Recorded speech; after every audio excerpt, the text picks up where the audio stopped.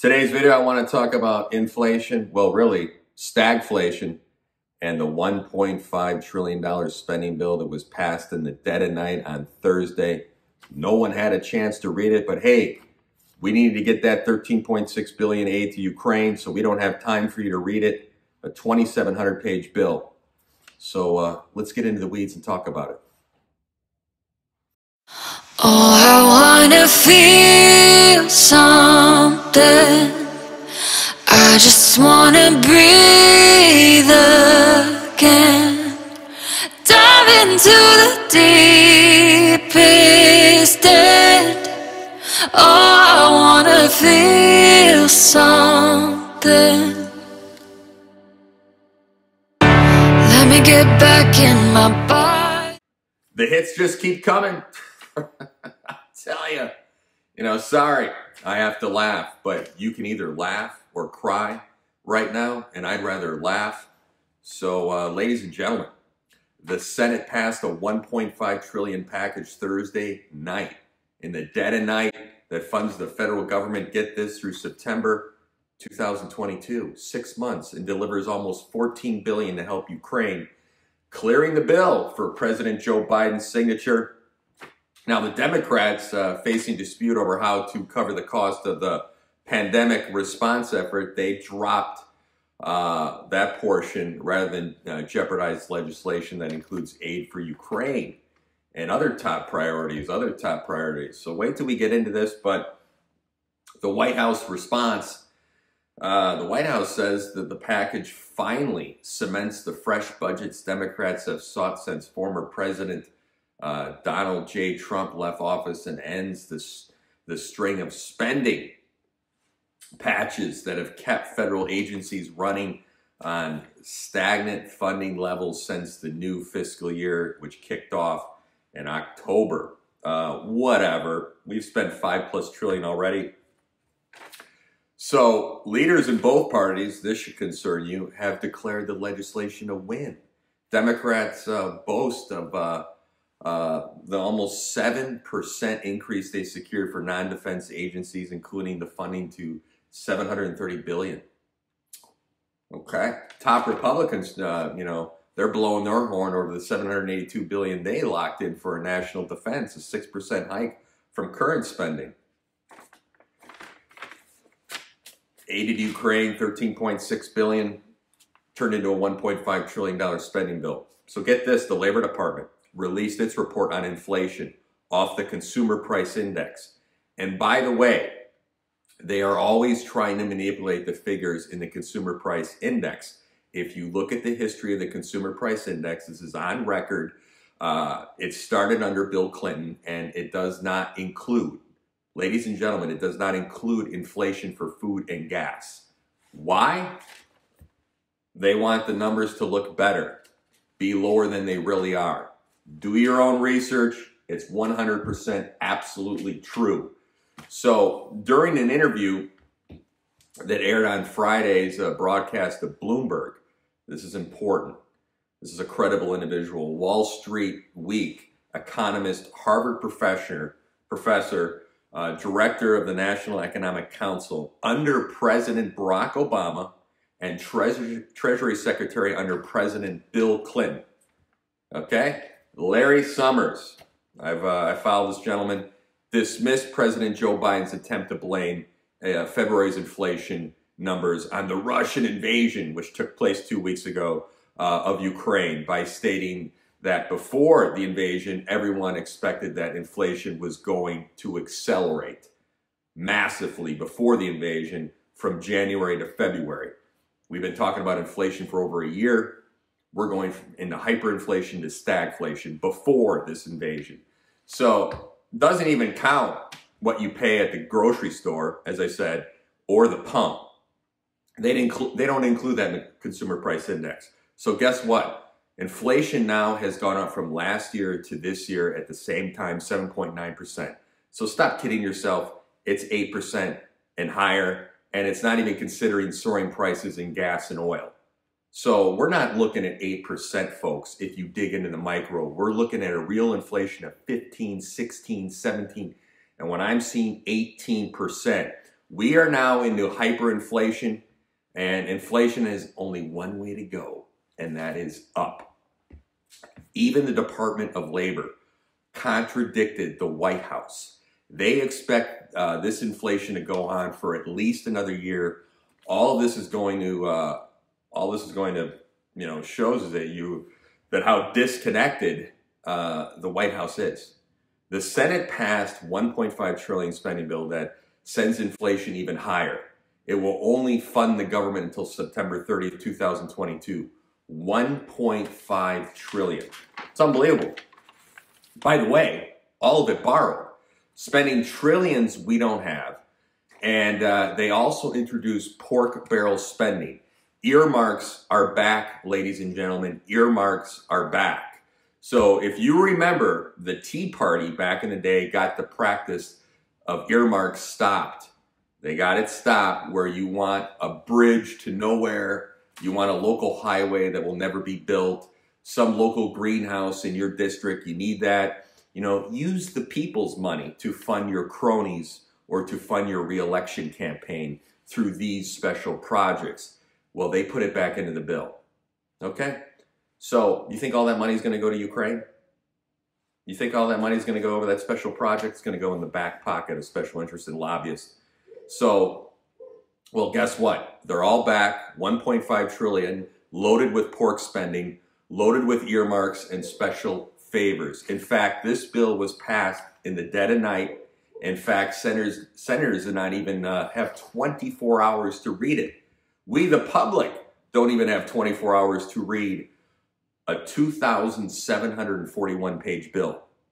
So the reason, ladies and gentlemen, why you pass in the dead of night is because if some senators who have some integrity and the public see what's in this bill, they would be absolutely 100% disgusted. It is a giveaway after giveaway. So what's in it? Let's top line it. Get ready. Number one, $100 billion into the Green New Deal. Number two, subsidies for solar, wind, turbines, and electric vehicles. Number three, welfare money. Number four, welfare for illegal immigrants. Number five, more public housing for illegal immigrants. Number six, more Section 8 housing. Number seven, more food stamps for illegal immigrants. Number eight, it funds border security for 8 countries around the world, including Ukraine's border. Okay, includes fences, drones, cameras, a wall for 8 countries. But ladies and gentlemen, the 100,000 plus people dying of fentanyl and the human trafficking, people dying on the southern border of the United States, nothing for our border. And that's just some of the pork spending. It goes on and on and on. Their priority is to take care of their re-election efforts and keep pushing forward with the globalist agenda with money we don't have. Okay, and the taxpayer is going to get stuck with the bill. And here is the kicker. What do you think is going to happen when we spend another $1.5 trillion for the next 6 months only? Money we don't have. You have to print $1.5 trillion to pay for $1.5 trillion, folks.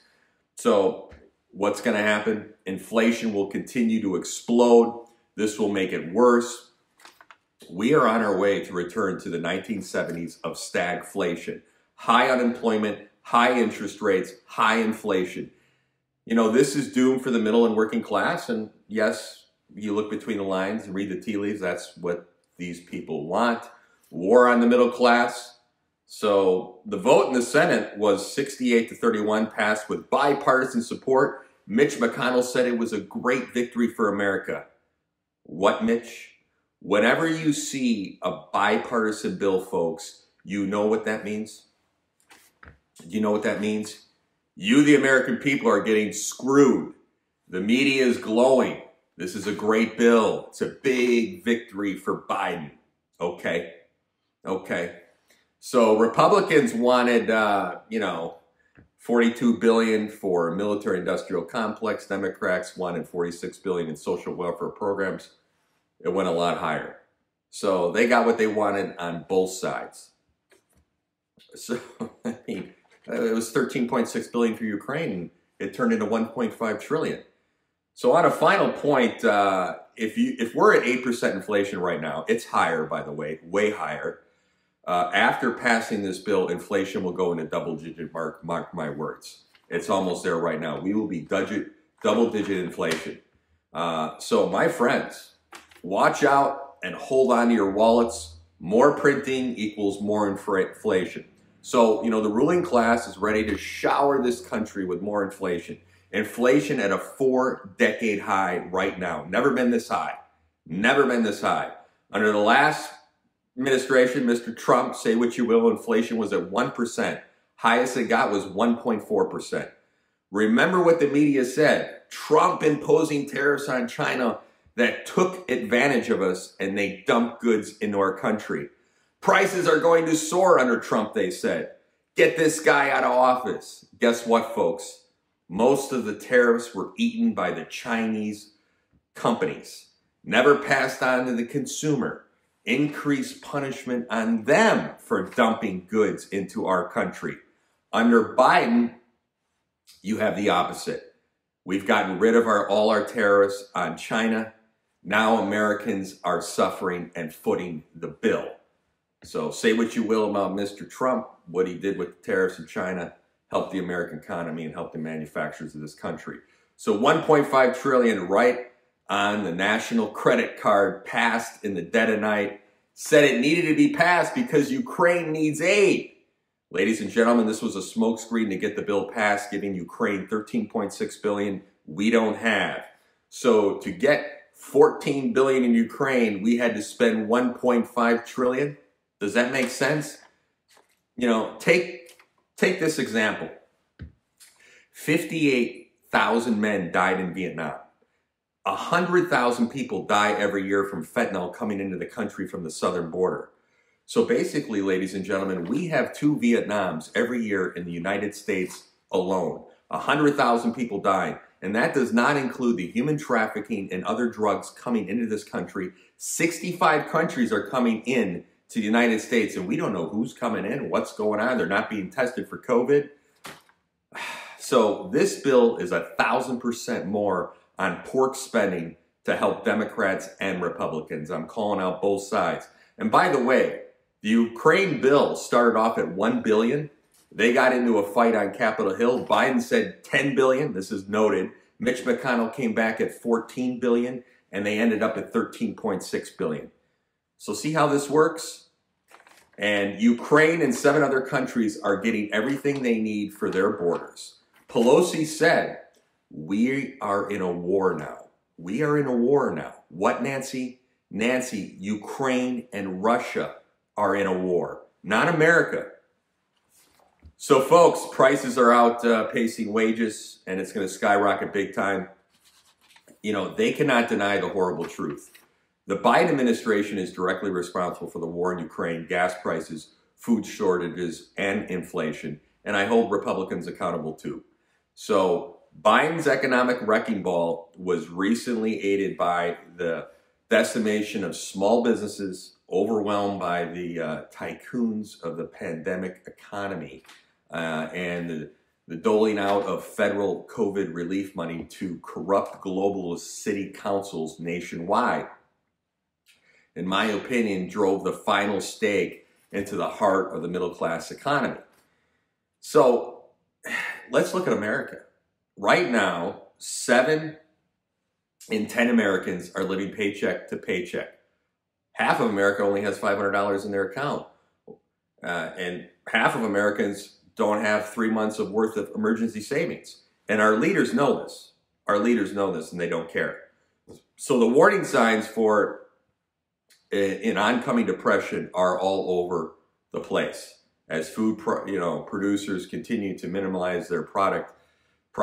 Airlines scale back on flights, truckers add fuel surcharges, and lawn care companies, for example, are raising their service fees. So right now, Biden inflation is destroying the recovery following the pandemic as the war on fossil fuels. We were energy independent under the last administration. We talked about this. It continues to ripple through an engineered depression to usher in, unfortunately, the Great Reset, where you will own nothing and be happy. This is not a conspiracy. It's 100% fact. It's written out from the World Economic Forum.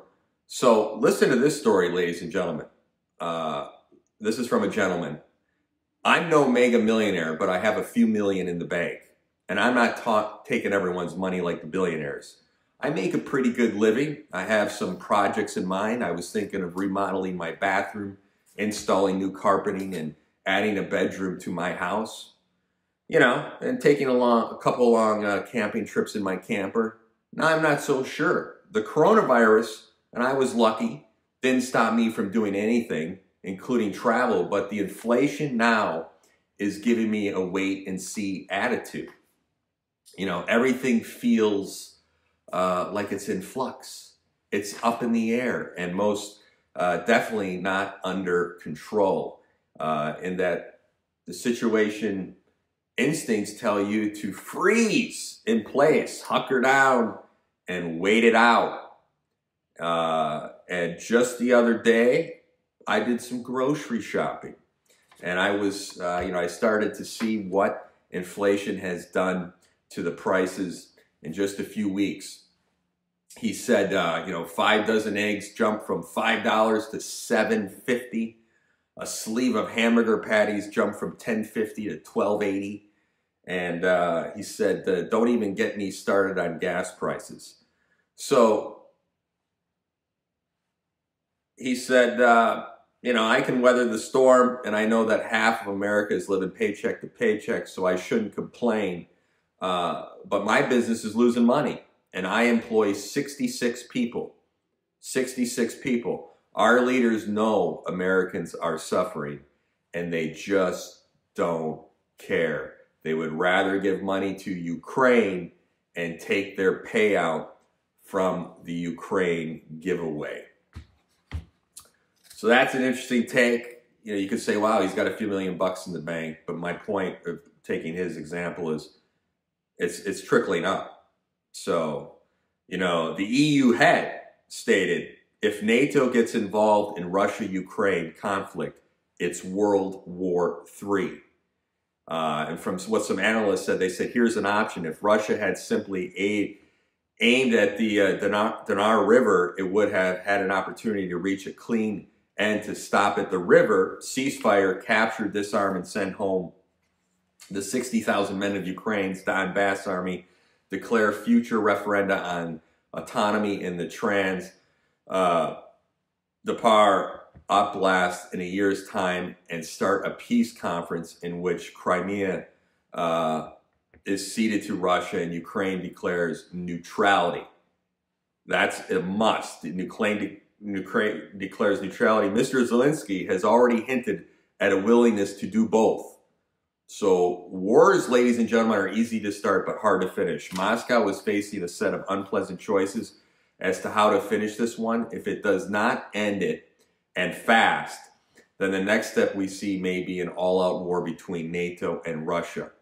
And we don't want that, because that's World War III, and nuclear weapons will be used. Time is running out for peace. So who said this? War is peace, peace is war, freedom is slavery, slavery is freedom. George Orwell wrote in 1984. Truth now is misinformation, as the Russians would say. Ladies and gentlemen, we have lost our way. We all should be hoping for peace, but instead, most prominent voices in media, military, government seem to want to escalate matters with Russia even more right now. And it's out of control. So when we look at this spending bill and all this pork and this giveaway, I think another point is, I personally know someone of a friend who committed suicide because he lost his job and lost his whole livelihood. Because of COVID-19 and now what's going on with inflation, stagflation, divorce is up, domestic violence is up, suicide is up, big time. And for every 1% increase in unemployment, 10,000 people commit suicide. More people are going to die of suicide than the coronavirus in the United States. When you add in everything going on, the crime, everything. So yeah, it's done by design, but when people start dying and children start dying, and people lose their livelihoods, all for greed, political power, and money. You know, a little greed is good, right? We've heard that before. I agree with that, okay. But how greedy do you have to be to destroy people's lives? And I know it's about the big globalist agenda. It's not some goofy thing going on. I get it. I understand what the powers to be are trying to do. But you have to look in the mirror. And I think everyone needs to get back to God. And when you start ruining people's lives, and I know a fair good amount of people that are losing everything right now. And it's just, it's got to stop. And this bill is loaded, ladies and gentlemen, with pork spending. And the reason you do these types of bills and give aid to countries is because you think all that aid's going to go to Ukraine, $13 billion? Are you kidding me? That's going to go in the back pockets of special interest and lobbyists. We'll be surprised if any of it gets there. But we have a national crisis on our border. I'm all for legal immigration to this country, but we have 100,000 people. We have 2 Vietnam Wars every year, people dying of fentanyl in the United States. And I know it's to destabilize America, but it's pretty sad because this doesn't have to happen. But we're worried about Ukraine's borders. We have 10 more million people in poverty due to COVID-19. We have veterans sleeping on the streets, veterans committing suicide every day. We have people losing their jobs every day. Poverty has skyrocketed in every major city, and homelessness. And we put a $1.5 trillion spending bill that does nothing to address those issues. I read the pork in it. It's ridiculous. It's ridiculous. And some people need to look in the mirror and look at yourself and see what you're doing. Because you're going to destroy people's lives, and people are going to kill themselves and lose everything. So stagflation on the way, 1.5 trillion. We got another 6 months. Let's do another 1.5 trillion. Take care.